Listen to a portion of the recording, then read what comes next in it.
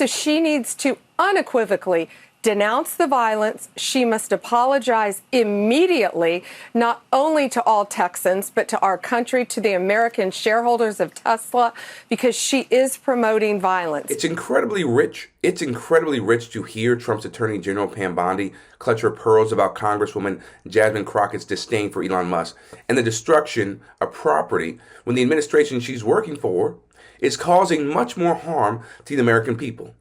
Now, just in case you aren't familiar with this whole fiasco. But I am truly here for very selfish reasons. Starting with on March 29th, it's my birthday. And all I want to see happen on my birthday is for Elon to be taken down. Yes. Listen, I have learned as I serve on the Doge Oversight Committee that there is only one language that the people that are in charge understand right now. And that language is money. These are the comments Crockett made about a week ago that set Bondi and the Trump administration into a frenzy. Now you have this Congresswoman Crockett who is calling for attacks on Elon Musk on her birthday. Let's take him out on my birthday, she says. And yet she turns and says, oh, I'm not calling for violence. Well, she is an elected public official.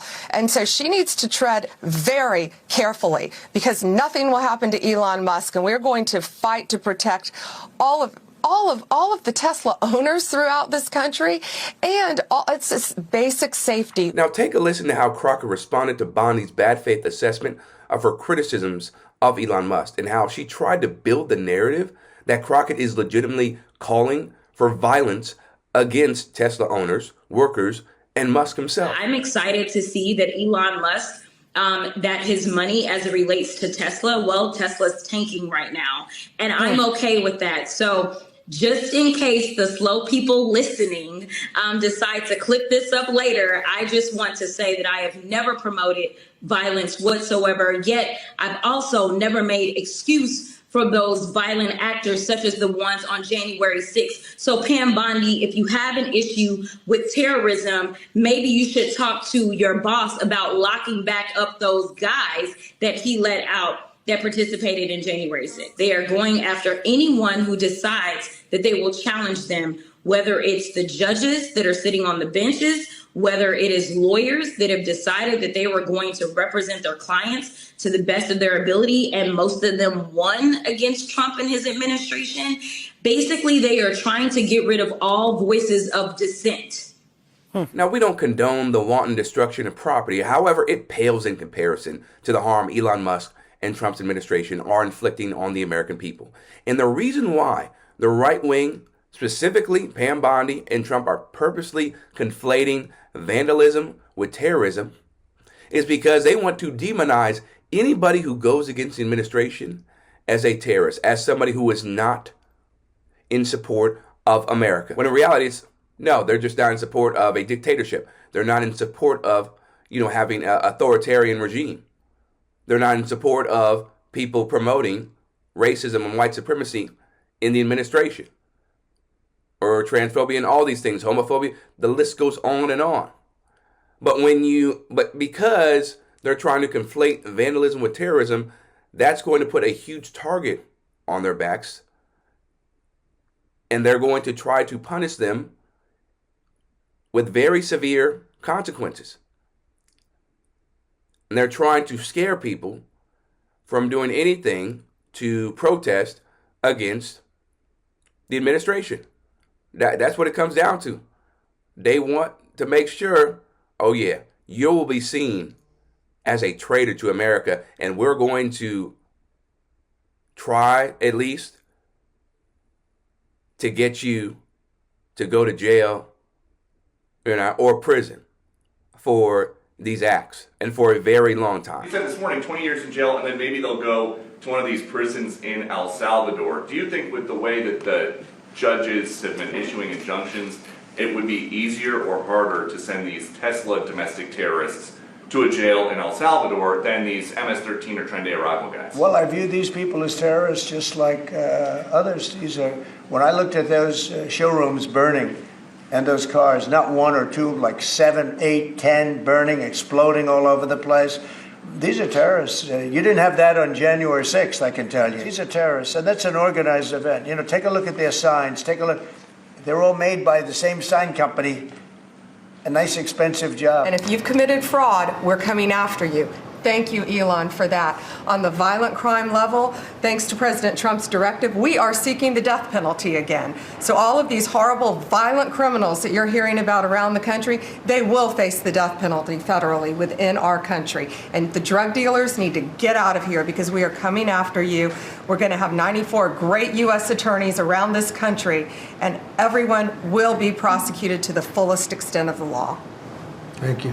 Thank you, President. It's at your directive. I couldn't have said that better. It's really appalling to see the obsession that Trump's administration has with cruel, punitive justice measures and posturing as tough on crime, while simultaneously having zero respect for the law and hostility towards anyone who has the gall, who has the nerve to question their authority.